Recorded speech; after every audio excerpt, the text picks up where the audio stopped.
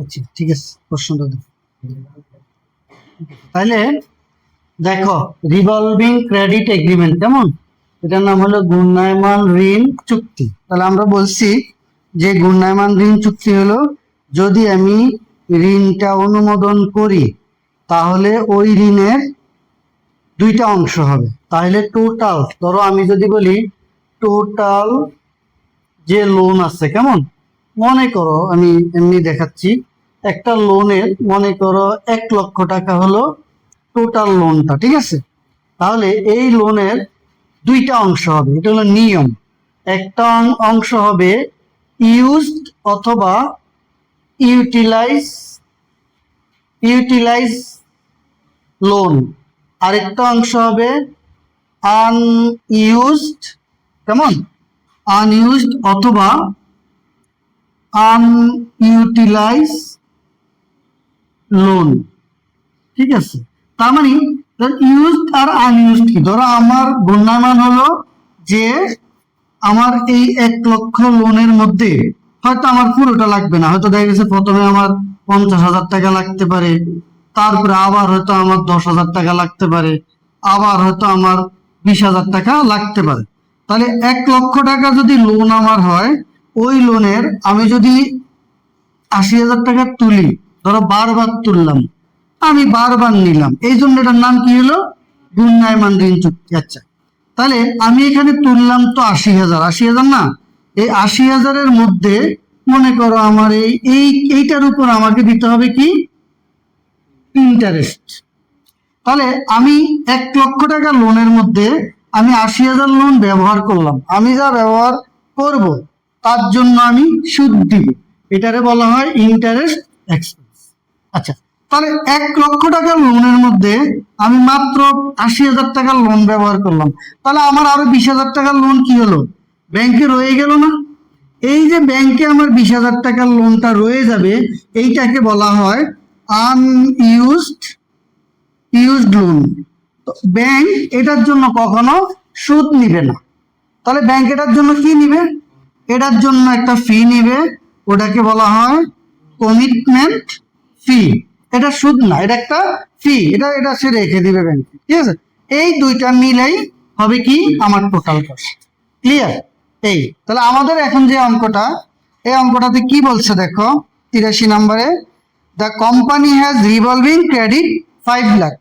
তাহলে আমরা যে ম্যাথটা এখন করব, এটার হলো টোটাল লোন হলো কত, হ্যাঁ 5 লাখ হলো রিভলভিং ক্রেডিট।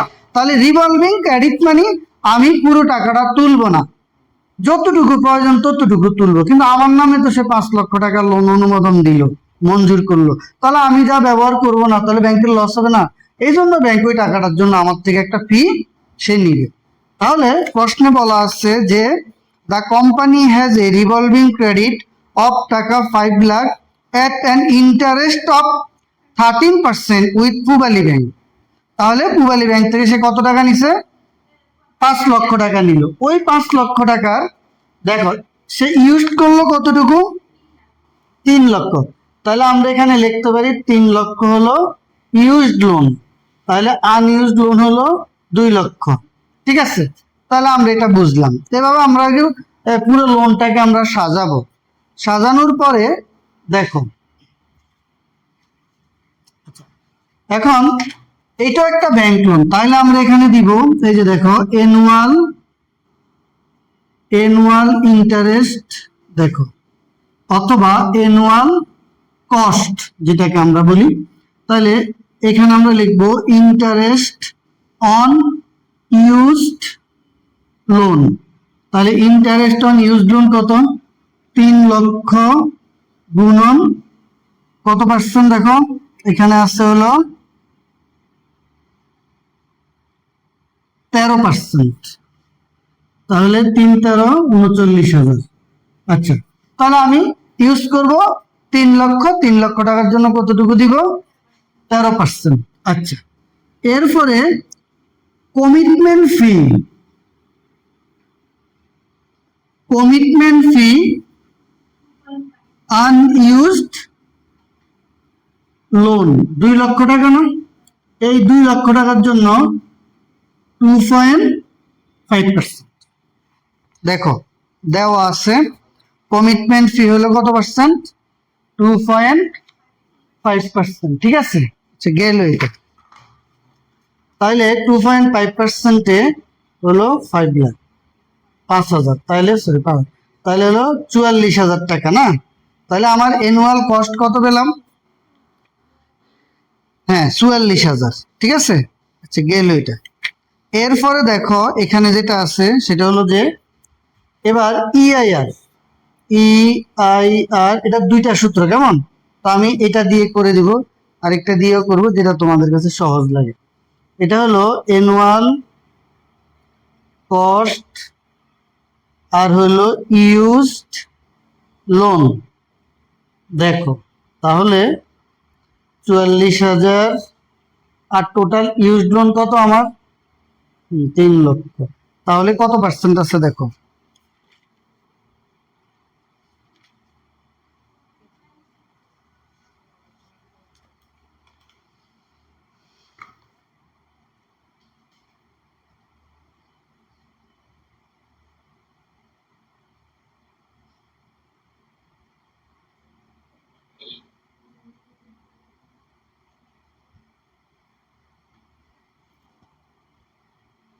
কত আসলো,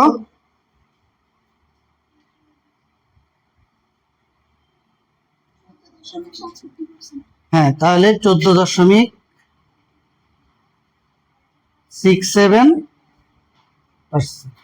তাইলে আমরা এইভাবেও করতে পারি, এটা কিছুটা সহজ আছে, কেমন, সূত্রটাও তুলনামূলক সহজ। এই তো আমরা এইভাবেই করার চেষ্টা করব। আচ্ছা এরপরে দেখো আরেকটা অঙ্ক আছে এখানে, সম্ভবত এটা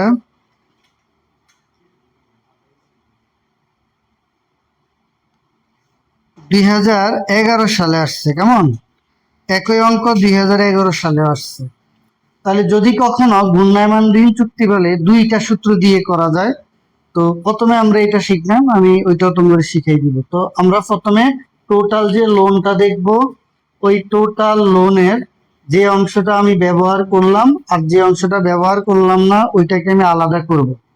করার পরে যে অংশটা আমি ব্যবহার করলাম ওইটার জন্য আমি ইন্টারেস্ট এক্সপেন্স ধরবো, মানে আমি এটা ব্যবহার করলাম, তুলে নিলাম, ব্যবহার করলাম, এটার জন্য আমি ইন্টারেস্ট রেট দিব। আর যে অংশটা আমি ব্যাংকে রেখে দিলাম, ব্যবহার করলাম না, ওটার জন্য কি, ওটার জন্য হলো কমিটমেন্ট ফি। এই দুইটাকে বলা হয় অ্যানুয়াল কস্ট।